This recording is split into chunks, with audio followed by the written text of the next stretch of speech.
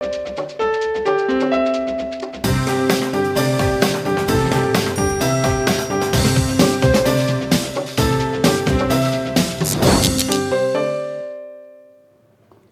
Welcome to ज़रा हट के। आज जुमा है, आपकी कॉल्स ली जाती हैं। कॉल इन नंबर्स जो हैं वो आपके सामने भी चल रही हैं। अभी मैं भी बता देता हूँ, 0213233092729 और 30, 3 लाइन्स हैं। सबसे पहले हमारे कॉलर हैं करीम नूरानी साहब कराची से। अस्सलाम वालेकुम जी। अस्सलामुअलैकुम सर। वालेकुम अस्सलाम जी भाई। सर वो आज मैं क्रिकेट वर्ल्ड कप के सिलसिले में कुछ बात करना चाह रहा हूँ। बाद में आपसे 2 मशवरे भी लूंगा जी। ये क्रिकेट वर्ल्ड कप जो है अब तक 12 मुकाबले हो चुके हैं और इन 12 मुकाबलों में से 5 मरतबा ऑस्ट्रेलिया जीती है वर्ल्ड कप, 2 मरतबा वेस्ट इंडीज और इंडिया जीत चुकी है और एक मरतबा श्रीलंका, पाकिस्तान और न्यूजीलैंड ले चुकी है। तकरीबन 7-8 टीमें होती है ना, तकरीबन टीमों ने वर्ल्ड कप जीता है, एक मरतबा भी जीता जरूर है। लेकिन हमारे अलावा दूसरे मुल्क के कप्तानों ने ना तो उनके मुल्कों ने इतना इसको अहमियत दी है और ना ही इसके ऊपर ज्यादा जो है ना खुशी भी मनाई है। जो जिस वक्त जीते थे उसी वक्त मना ली। लेकिन हमारे जो कप्तान है पिछले 92 यानी कि 30 साल से मुसलसल हर फोरम में अपने इस कामयाबी का जिक्र करते हैं कि मैंने किस तरह से मुकाबला किया और तन्हा मैंने इतना बड़ा मार्का सर किया, मेरे पास फुल एबिलिटी है, मुझे पता है किस तरह से खेला जाता है। तो और इसी वजह से इनको 3 साल से इनको मुल्क की कप्तानी भी दी गई। लेकिन उस कप्तानी के बाद हमारे मुल्क के अवाम जो है ना बिल्कुल घबरा गए हैं, जबकि कप्तान ये कह रहे हैं कि घबराना नहीं, मैं तो वर्ल्ड कप जीत कर आया हूँ, ये तो बहुत छोटी सी बात है। तो सर अब अवाम का क्या कहना, क्योंकि मेरा ख्याल है कि जिन्होंने वर्ल्ड कप दिया है हमें उन्हीं से रिक्वेस्ट करनी चाहिए कि भाई अपना वर्ल्ड कप ले लो, ये हमसे नहीं संभल रहा है या हम पे भारी है, या जो हो चुका है अगली टीम से हम ये बताएंगे भाई आप वर्ल्ड कप जरूर खेलने जाए लेकिन वर्ल्ड कप जीतने ना जाए। तो सर आपका क्या मशवरा है इस सिलसिले में? आपने खुद ही चॉइसेस कर दी हैं, क्या मशवरा होना है। ज़ाहिर है खान साहब की एक अचीवमेंट तो है बहैसियत कप्तान, ये कहना उनका ठीक नहीं है कि उन्हें तन्हा जीता। ज़ाहिर है इट्स अ टीम एफर्ट और उस वक्त भी ये बात हुई थी कि पूरी टीम ने खेल के ये वो वर्ल्ड कप जीता था। बहरहाल उनकी वो जो टीम है जो अब कप्तानी कर रहे हैं उसके बारे में डाउट्स ज़ाहिर है रहे हैं, क्योंकि उनकी परफॉर्मेंस वो वाली नहीं रही। और अगर दूसरी बात ये हो सकती है कि अगर वाकई वर्ल्ड कप की टीम में इतनी अहलियत थी कि उसने वर्ल्ड कप जीता, तो ये जो टीम नहीं चल रही तो उसकी जगह वही पुरानी टीम अभी तक मौजूद है ना, उसी को ले आए, कैबिनेट में ले आए। अगर ऐसे ही करना है तो फिर बेहतर है, तो हो सकता है वो चला ले, कम से कम खेलना तो आता है ना। सही बात, ये भी हो सकता है। ये तो हिट विकेट वाले हैं। मियां दाद को वजीर खारजा बना दे। I have no issues with that. बिल्कुल, मैं ख्याल है बड़ी अच्छी है, अच्छी अच्छा पॉइंट निकाला है। मोहम्मद सलीम साहब है हमारे साथ रावलपिंडी से। अस्सलाम वालेकुम सर। सर जी मैं 2018 से आपके प्रोग्राम में काले कर रहा हूँ सर। आप मुझे 2018 से सुन रहे हैं और आज 2021 हो गया सर। 6 हफ्ते से मेरी विडोज बेचारी रावलपिंडी की मुझे काले कर रही हैं कि सलीम भाई आप ये इस प्रोग्राम में काले नहीं कर रहे, क्या बात है, बड़ी खामोशी है। तो मैंने कहा नहीं बहन मेरी कि मैं काले कर रहा हूँ लेकिन मेरी काल नहीं लग रही थी। इंशाल्लाह मैं पूरी कोशिश करूंगा मेरी काल लगेगी। सर हमारा वही रोना पिटना है सर जो 2017 से हम रो रहे हैं सर, कि 24 अक्टूबर 2017 से हमारी नेशनल बैंक की review petition supreme court of Pakistan में पेंडिंग चली आ रही है सर। और हमारे खालिद अनवर साहब जो पहले 16 महीने में उनके दौर में साकिब निसार साहब के दौर में हमारी हेयरिंग की डेट फिक्स नहीं हुई। अपना मौजूदा चीफ जस्टिस ऑफ पाकिस्तान गुलजार अहमद साहब के दौर में और आसिफ सईद खान खोसा साहब के दौर में 11 हेयरिंग की डेट्स आई हैं और सिर्फ उनमें एक डेट पर खालिद अनवर साहब ने हेयरिंग पे हिस्सा लिया। 19 नवंबर 2019 40 मिनट के आर्गूमेंट्स में वो रिपीटेड आर्गूमेंट्स दे रहे थे, रिपीट कर रहे थे। इजाजुल एहसन साहब ऑनरेबल जस्टिस, उन्होंने बार बार रोका कि यही रिपीटेड आर्गूमेंट्स है। तो मैं सर यही तो कह रहा हूँ सर कि चीफ जस्टिस ऑफ पाकिस्तान जब ये चीफ जस्टिस नहीं थे, इनके पास मुख्तार माई का केस आया था रिव्यू पिटीशन का, अपने इतराज एहसन साहब उस रिव्यू पिटीशन को उसको प्लीड कर रहे थे। तो अपना चीफ जस्टिस ऑफ पाकिस्तान ने कहा इतराज एहसन साहब नो रिपीटेड आर्गूमेंट्स, अगर कोई नई बात है तो वो सुनाए। वो रिव्यू पिटीशन डिसमिस कर दी थी हमारे honourable chief justice of Pakistan ने। सर मैं भी 8 साल सुप्रीम कोर्ट में जाता रहा हूँ, मैंने भी ये चीजें देखी है कि सुप्रीम कोर्ट ऑफ पाकिस्तान ये देखती है कि आप देखें कि जो हमारा जो हमने फैसला दिया उसमें बताएं, को गलती बताएं, एरर फ्लोटिंग एंड सरफेस ये बताएं हमें। लेकिन मुझे नहीं समझ आ रहा कि सर इतने बड़े बाप के ये बेटे खालिद अनवर साहब, चौधरी मोहम्मद अली के बेटे सर, जो जरा सी बात पर सिकंदर मिर्जा से कॉन्फ्लिक्ट हुआ 12 सितंबर इस वक्त की बात करें, चले वकील पे तो आप बात कर ली आपने, केस वहीं का वहीं है, मतलब कहने का मकसद ये है आपका, केस वहीं का वहीं है, 1 इंच आगे नहीं बढ़ा ना? जी सर, नहीं सर, तो बस 19 जनवरी को तो जी सर डेट फिक्स हुई थी हमारे चीफ जस्टिस। हाँ वही है, लेकिन उनकी सब तबीयत खराब हो गई। सही अगर वो डेट फिक्स हो जाती बेंच नंबर 1 में तो आज मैं आपके प्रोग्राम में पुरानी बेढंगी चाल से चल रहा है केस, यही कह रहे हैं ना? हाँ, मतलब चल भी नहीं रहा ना, मसला तो बेढंगी से ही चल रहा होता है। हाँ, नहीं तो चल एक जगह बेढंगी चाल से में भी रुक गया है। हाँ, ठीक, बिल्कुल वही है, सेम ठीक है। बहुत बड़ा इनका मसला है, बेचारे 2017 से कॉल करें। मलिक तारिक अली साहब हैं लाहौर से हमारे साथ। जी तारिक साहब। अस्सलाम वालेकुम सर। वालेकुम अस्सलाम। जी भाई। ज़रार साहब को, मुबशर साहब को, वसतुल्लाह साहब को, आपको सलाम। आपका प्रोग्राम मैं बहुत शुरू से देखता हूँ सर। फिलहाल मसला ये है सर, मैं एक DHA इस्लामाबाद ने 2008 में एक जनरल बैलेटिंग के थ्रू एक प्रोजेक्ट शुरू किया था जिसमें जनरल पब्लिक को भी कहा था कि वो अप्लाई करें। DHA valley sir. मेरी ये रिक्वेस्ट है जनरल बाजवा साहब से कि उसमें इंटरवीन करें। इसमें 12 इंस्टॉलमेंट थे सर। पहली इंस्टॉलमेंट 6 दिसंबर 2008 को हमने दी। 11वीं इंस्टॉलमेंट 17 मई 2011 को दी। उसके बाद 12th इंस्टॉलमेंट की ड्यू डेट थी 29 अगस्त 2011। हमें एक नोटिस, अच्छा ये तमाम ये जब आती थी इन इंस्टॉलमेंट्स का तो हमें एक बाकायदा TCS के थ्रू या किसी और कोरियर के थ्रू ये लेटर भेजते थे और हर लेटर में ये इन्फॉर्मेशन देते थे कि जनाब प्रोग्रेस हो रही है, डेवलपमेंट हो रही है, इंशाल्लाह हाँ आपको मिल जाएगा।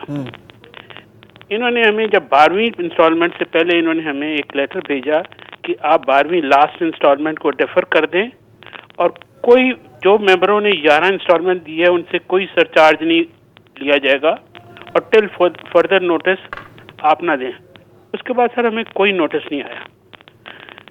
हम कोशिश करते रहे, इनको खत भी लिखते रहे, ईमेल करते रहे, टेलीफोन करते रहे, कोई जवाब नहीं है। तो क्या 2011 के बाद से चुप हैं वो? चुप है। फिर मेरे किसी एक रिश्तेदार हैं, वो फौज में हैं, उनसे मैंने जिक्र किया तो उन्होंने कहा भाई कि वो तो उधर उन्होंने अलॉटमेंट भी शुरू कर दी है और कोई रीबैलेटिंग कर रहे हैं।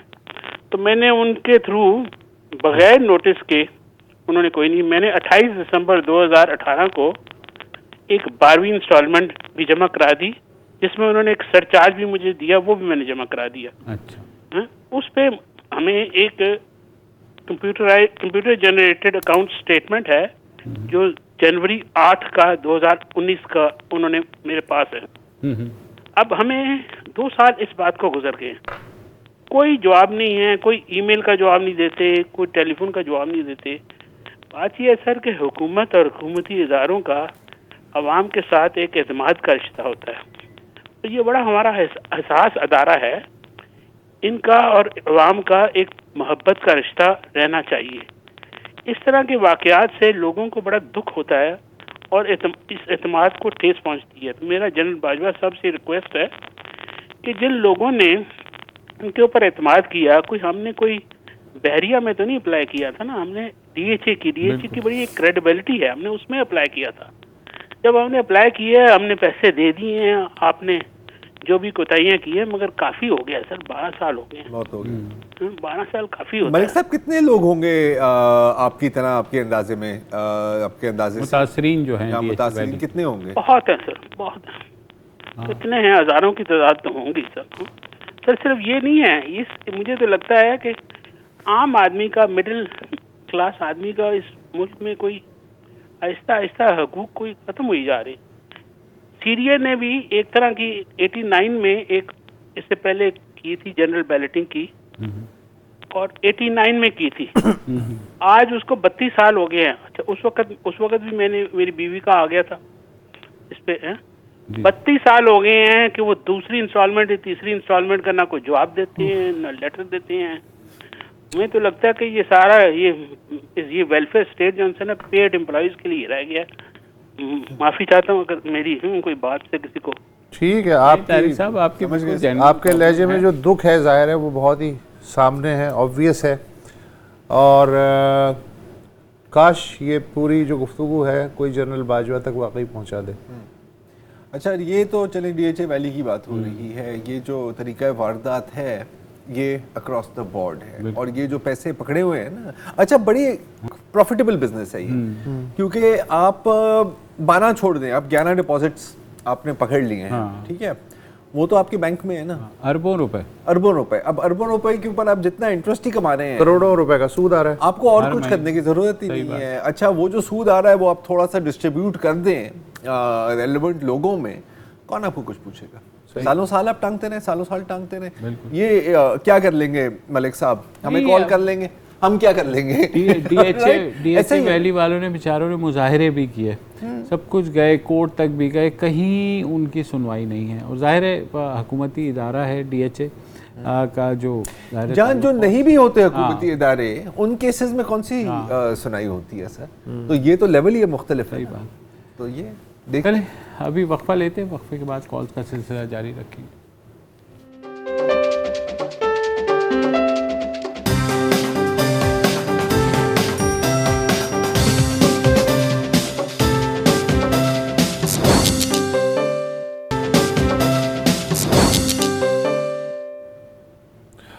Welcome back. कामरान अली हैं नवाब शाह से। अस्सलाम वालेकुम। वालेकुम सलाम। आधी तनख्वाह खर्च हुआ करती है राशन दालों में, आधी बिजली गैस के बिल और टेलीफोन की कालों में, महंगाई का भूत है आटा चीनी चावल दालों में, यही तरक्की देखी हमने पिछले 74 सालों में। वाह, बेशक हर चीज महंगी होती जा रही है, पेट्रोल, बिजली, गैस, आटा, अशियाए खुर्दोनोश, अद्वियात। वजीर आजम ने जो 22 साल जद्दोजहद की थी वो क्या महंगाई के लिए की थी, क्या IMF के आगे माथा रगड़ने के लिए की थी? अगर इदारे और जो है काबीना वजीर आजम की बात नहीं मानते हैं तो वजीर आजम मुस्ताफी हों, क्यों बैठे हुए हम, हमारे ऊपर क्यों मुसलत हैं वो? ठीक है कामरान अली, बिल्कुल आपका सेंटिमेंट्स, बहुत से लोगों के सेंटिमेंट्स महंगाई के बारे में कमोबेश ऐसे ही हैं। मंजूर आलम काकड़ हैं पशीन से। जी साहब। जी अस्सलाम वालेकुम सर। वालेकुम सलाम। सर सबसे पहले तो आप तीनों साहिबान के लिए नेक ख्वाहिशात का इजहार करता हूँ। सर काइंडली सर, अगर आपको इल्म होगा कि पिछले 13-14 दिन से कोयटा में जो सरकारी मुलाजिमीन का जो धरना चल रहा है, जी मीडिया की तवज्जो से शायद आपको पता हो। जी बिल्कुल, रिपोर्ट हो रही है। आज सुना है वो धरना खत्म हो गया है, हुकूमत ने ऐलान किया है। सर क्या खत्म होगा, हुकूमत ने तो ऐलान नहीं किया, बलूचिस्तान हाई कोर्ट ने उसका नोटिस लिया। बीच में बलूचिस्तान हाई कोर्ट के चीफ जस्टिस जनाब जमाल खान मुंतखिर साहब, तो मतलब खत्म तो हो गया ना फिलहाल? फिलहाल तो सर क्या खत्म होगा, 8 तारीख से जो है ना बच्चों के पेपर शुरू होने थे मैट्रिक के, असातिज़ा ने उसको लेने से इनकार कर दिया। वैसे कोरोना की इश्यू चल रहे हैं, सारा जो है ना सिस्टम पीछे चला गया है जो हमारे एजुकेशन का था। और 8 तारीख से जो, तो इस वक्त आप स्पेसिफिकली क्या कहना चाह रहे हैं? मैं कहना चाह रहा हूँ सर कि कम से कम कोई अगर इसी तरीके से जो है ना जो हमारे जो एजुकेशन का एक सिस्टम है, असातिज़ा को तो कम से कम सर चाहिए था कि वो इम्तिहान ले लेते, लेकिन वो 2 पेपर जो थे वो तो ज़ाया हो गए, कल और आज के। आज भी बलूचिस्तान हाई कोर्ट ने बीच में वो लिया, जो एक शहर का जो समा था, शहर के बीच में वो लोग बैठ गए थे पिछले 14-15 दिन से। हुकूमत तो टस से मौसमी हो रही थी, जाम साहब तो गवादर के दौरे कर रहे थे और दुबई में बीच में चला गया। हाँ, तो मतलब वो दो पेपर ज़ाया हो गए, ज़ाया नहीं हुए, मेरा ख्याल है आगे चले गए होंगे, शेड्यूल हो जाएंगे, वो ज़ाया तो नहीं हो सकते। बहरहाल ये मसाइल तो हैं। Thank you so much for calling. Sadia Aziz हैं इस्लामाबाद से। हेलो जी, वालेकुम सलाम जी। कैसे हैं आप लोग? ठीक ठाक हैं? अल्लाह का शुक्र, फरमाइए। हेलो जी, आवाज आ रही है? जी मुझे आ रही है। मेरा नाम सादिया अजीम है, अजीज नहीं है। अजीम है, ओके, ठीक है। अच्छा, मैंने फोन इसलिए किया था कि एक्चुअली मैं बात ही करना चाह रही थी आप लोगों से कि जो गवर्नमेंट ने अभी डिसाइड किया है रिगार्डिंग ये जो ओ लेवल्स और ए लेवल्स और बाकी जो एग्जामिनेशंस के हवाले से एग्जाम्स होंगे, तो मतलब बीइंग अ पेरेंट, मेरे 2 बच्चे हैं, दोनों ओ लेवल्स और ए लेवल्स के एग्जाम्स में उन्होंने अपीयर होना है, और जो ये 3rd वेव आई हुई है कोरोना की, तो ये तो एक्टिवली जो है इफेक्ट कर रही है बच्चों को।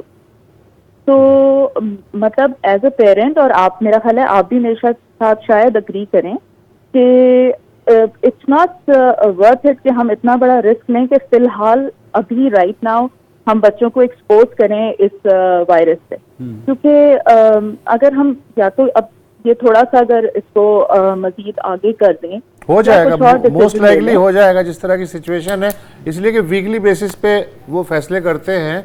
तो जाहिर है कि अगर उन्हें सूरत-ए-हाल इतनी संगीन लगी तो जैसे अभी तक होता रहा है, पहले एक्सटेंड हुए 11 तक के डिसाइड हुआ कि जी स्कूल बंद होंगे, अब उन्होंने 28 तक कर दिया है, तो ऑन एंड व्हेन की बेसिस। लेकिन ये जो है ना, ये जो फैसला है, correct me if I am wrong Sadia साहिबा, ये पूरे का पूरा पाकिस्तान की हुकूमत के हाथ में शायद नहीं है, और ए लेवल्स की जो बात है ना, तो क्योंकि ज़ाहिर इंटरनेशनल एग्जाम। हाँ, तो लेकिन ये कि इन्होंने बात तो की है उनके साथ, बात तो की है, लेकिन फिलहाल ऐसी कोई शुनीद नहीं है कि ये डिले हो रहे हैं। हाँ, मुश्किल लग रहा है। और वो शफकत महमूद ने ट्वीट भी किया था। हाँ, क्योंकि देखिए वो जो बात है ना, अभी वो चले डोमेस्टिक स्कूल तक तो आप ये आर्ग्यूमेंट कर सकते हैं और बिल्कुल बजाय है, लेकिन और ख़ास तौर पर मैं ये किसी को मैसेज नहीं देना चाह रहा कि आप इस उम्मीद पर बैठे रहें कि ये पोस्टपोन हो जाएंगे। मेरा ख्याल है कि हम इसको इसी तरह ट्रीट करें कि ये उसी टाइम पर होंगे जो हुकूमत कह रही है होने। अगर उसके बाद कुछ आगे हो गया तो फिर पेरेंट कंसर्न, इसलिए मैं इनका समझ सकता हूँ कि इस्लामाबाद, पंजाब और केपी में बहुत तो ज़्यादा फैले हुआ है, और जाहिर है आप बच्चों को करेंगे, और वहाँ बच्चों में भी इन्फेक्शंस की रिपोर्ट्स आई हैं, और ये तो जाहिर है बड़े बच्चे हैं, तो बिल्कुल मेरे ख्याल में हुकूमत की इतनी जिम्मेदारी ज़रूर बनती है कि उन एग्जामिनेशन सेंटर्स के अंदर ये इंश्योर करे कि SOPs जो हैं वो स्ट्रिक्टली फॉलो हों। हाँ, ये ना हो कि बंदे के ऊपर बंदा चढ़ा हुआ हो, ये फिर हम ना देखें, क्योंकि फिर वहाँ से यही खबरें निकलेंगी कि जी वो इस एग्जामिनेशन सेंटर में हुआ, ये हुआ। सो या इट इज़ अ प्रॉब्लम। बिल्कुल। नवीद इकबाल साहब है मुल्तान से। जी नवीद साहब, अस्सलाम वालेकुम सर, आप तीनों दोस्तों को, भाइयों को। सर मैंने पहले भी एक दफ़ा आपको कॉल की थी, आपको याद हो, 3 या 4 मार्च को। जी फरमाइए। वो फ्रॉड केस के हवाले से कि डिसेबल पर्सन के साथ फ्रॉड किया गया। बिल्कुल, ये ministry of science and technology की आप बात कर रहे हैं गालिबन। जी जी जी जी, वो हमने भेजा था, हमने भेजा था, उसके ऊपर कोई कंप्रोमाइजिंग नहीं है ना, जो ना वो मेरी रिक्वेस्ट जो मैंने आपके तवज्जुह से आगे तक पहुंचानी थी वो नहीं की गई है अभी तक सर। ठीक है, हम दोबारा उसको देख लेते हैं। बिल्कुल आपकी बात बजाय, thanks for reminding. Mrs Naeem है कराची से। जी अस्सलाम वालेकुम। जी हेलो। ये पहले भी मैंने आपसे कहा था कि ये वजीर आला जो है यहाँ के, जी कहाँ के? सिंध के, कराची के, जी जी सिंध के। उन्होंने क्या करा, सिंध के लिए क्या करा, सड़कें टूटी पड़ी हुई है और स्कूल 9 तक उन्होंने 8 तक तो खोले हुए, वो बंद कर दिए। उसके बाद 9-10 की जो एग्जाम हो रहे हैं वो उसको उन्होंने खोला हुआ है। क्या उनको करवाना नहीं हो सकता बच्चों को? जी बिल्कुल। देखिए ये तो मुल्की सतह पर डिसाइड हुआ है, और मेरे ख्याल में सिंध हुकूमत ज़्यादा कॉशियस रही इस दफ़ा कि उन्होंने जो क्लासेस हैं वो भी ऑल्टरनेट डेज़ पर ही रखी, उन्होंने पूरी तरीके से नहीं खोले। बिल्कुल पेरेंट्स का कंसर्न यहाँ बजा है कि हर कोई परेशान है कि खुदा ना करे हमारे किसी प्यारे को कोविड ना हो जाए किसी भी तरीके से। तो मेरे ख्याल में उसका बेहतरीन हल यही है कि कम से कम आप अपने बच्चों को सैनिटाइज करके उन्हें मास्क जो SOPs हैं उनको कहें कि वो उनको एडहेयर करें, यही एक तरीका है। बाकी मुझे नहीं समझ आती कि और कोई जवाब नहीं है अनफॉर्चुनेटली। मिसेस मुमताज़ कुरैशी हैं कराची से। अस्सलाम वालेकुम जी, कैसी हैं? वालेकुम सलाम। देखिए बात करने में 2 टॉपिक थे आप जी जी। एक तो टॉपिक है मेरा कौमी बहबूद के बारे में, जी कौमी बचत के बारे में। जी कौमी बचत में मैंने बहबूद में तकरीबन 1 करोड़ रुपया इन्वेस्ट किया, 50,000 का, कभी 1 लाख का, कभी 20, 25, 50,000 का। 20-25 कॉपियां मेरी बन गई। ओके। और उन्होंने मुझे कहा कि आप हर कॉपी के ऊपर ओरिजिनल की जगह पर फोटोस्टेट लगा दें। मैंने लगा दिया फोटोस्टेट, और लगा के हर दफा तकरीबन 8-10 साल से मैं जा रही हूँ कॉपी बचत। जी। अब इस दफा जब मैं गई तो उन्होंने मुझे कहा जी आप ओरिजिनल कॉपियां लाए, ओरिजिनल बोल रहे हैं। अब मैंने कहा जी भाई मेरे तकरीबन 30 बॉन्ड है, अब मैं 30 कहाँ लेके फिरूंगी। मैंने कहा आप बजाय बड़ी उम्र के लोगों को सहूलतें देने के आप नई नई बातें निकालते हैं कि अब मैं जाऊं बैंक में जाऊं और सेविंग सर्टिफिकेट से निकाल के लाऊं, फिर घर पे रखूं, फिर कोई चोरी कर ले, फिर मैं रोती फिरूं। तो खुदा के लिए बुढ़े बंदों के ऊपर मेरी माशाल्लाह उम्र 80 साल हो गई है, मियाँ 89 के हो गए। अब कहाँ बच्चे तो है नहीं कि बच्चे लेके जाए लेकर, तो खुदा के लिए कोई सहूलतें दे, कोई सहूलतें दे। बीबी हमसाई, अगर मैं आपसे पूछ सकता हूँ, ये जो शिक है कि आपको आके दिखानी है, या बात करें कि जब आप अपनी प्रॉफिट निकालने आते हैं तो वो कहते हैं कि ओरिजिनल सर्टिफिकेट्स आपको दिखाने पड़ते हैं, आप ये कह रही हैं? नहीं, अभी ये नई इन्होंने डाली है, पहले तो हो रहा था। पहले तो वो रिसीट बुक्स के थ्रू होता है। बुक्स से, हाँ।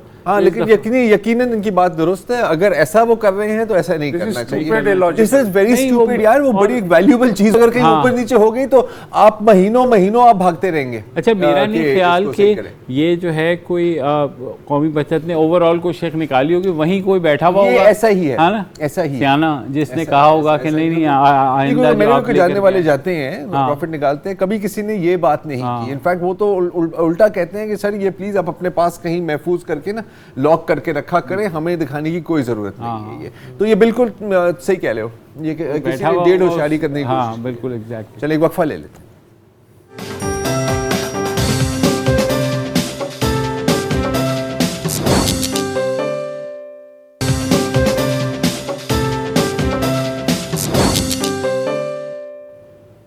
Welcome back. हमारे अगले कॉलर हैं मुनीर अहमद साहब कराची से। अस्सलाम वालेकुम सर। वालेकुम सलाम। जी मेरी आवाज आ रही है आपको? बिल्कुल आ रही है, फरमाइए। मेरा एक सादा सवाल है, अभी मिसेस अजीम ने भी आपसे जी इसका आपने जवाब दिया।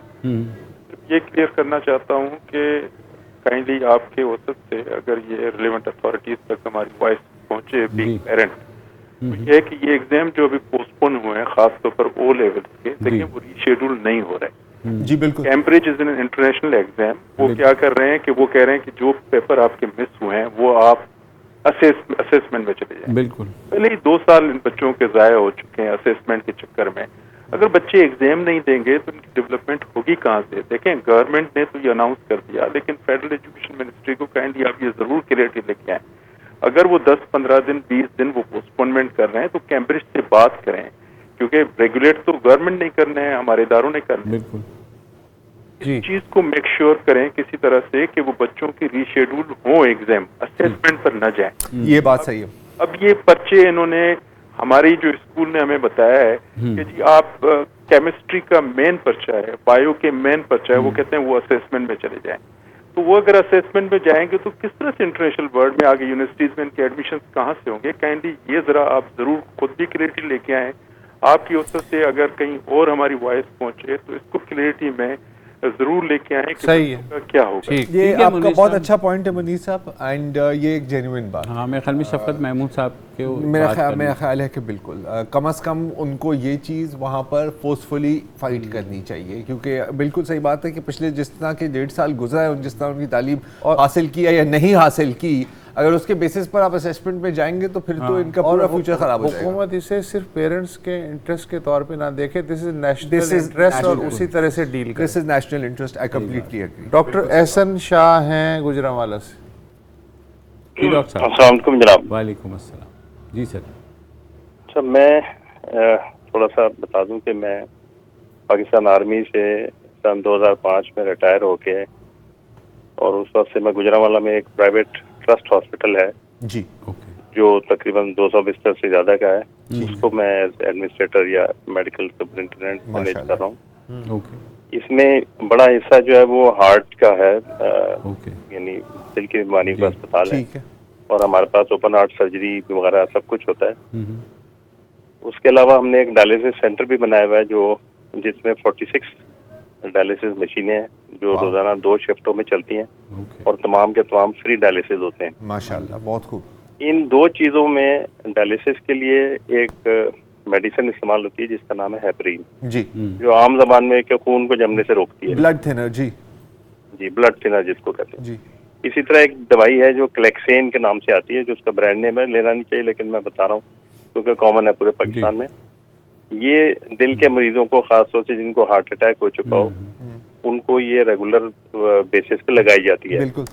अब ये होता है कि यही वाली दवाई जो क्लेक्सेन और हेपरीन भी, ये कोरोना के केसेस को भी यूज कराई जाती है। ओके, ठीक।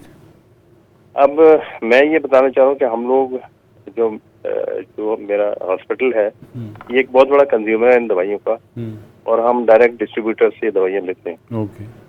अब पिछले कई दिन से ये हो रहा है स्पेशली कोरोना की वबा आने के बाद से, कि क्लेक्सेन और हेपरीन गाय बगाए शॉर्ट हो जाती है और इसको मुख्तलिफ डिस्ट्रीब्यूटर जो है इसको महंगा करते जा रहे हैं।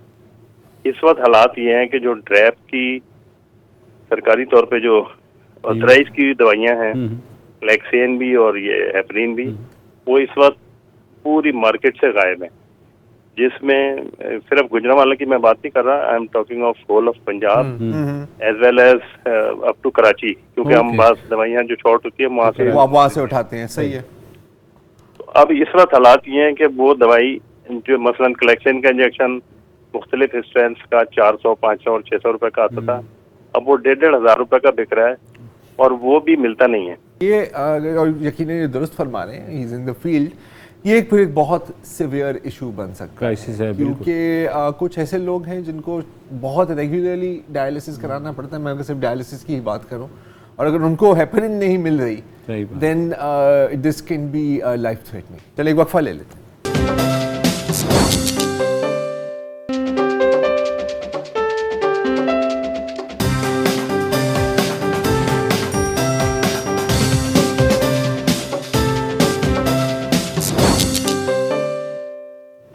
Welcome back. हमारे साथ है नजीबुल्लाह शाह साहब सरगोधा से। अस्सलाम वालेकुम सर।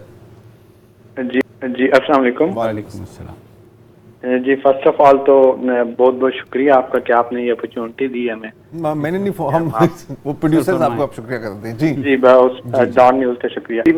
मैं खुद जो हूँ पीएचडी का तालिब इल्म हूँ चीन में, फिजिक्स में मैं पीएचडी कर रहा हूँ वहाँ से। ओके। तो मैं उस सिलसिले में एक्चुअली बात करना चाह रहा था। हम तकरीबन फंस गए। अगर आप 1 मिनट दे तो मैं पूरी बात आपको। जी जरूर फरमाइए।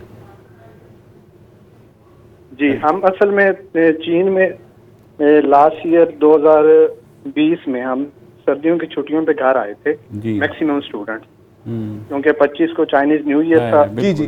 तो उसके बाद से आप वापस नहीं गए, जा सके? जी उसके बाद से वापस नहीं जा सके। दरमियान में कुछ स्टूडेंट्स आए थे, जब वहाँ पे वबा फैल गई थी तो वो लोग वापस आए। तो अब क्या कह रहे हैं वो? अब क्या है सर? एक्चुअली हमें किसी साइड से कोई इन्फॉर्मेशन मिल नहीं रही। नहीं तो आपकी अपनी यूनिवर्सिटी जहाँ से आप कर रहे हैं वो क्या कह रहे हैं?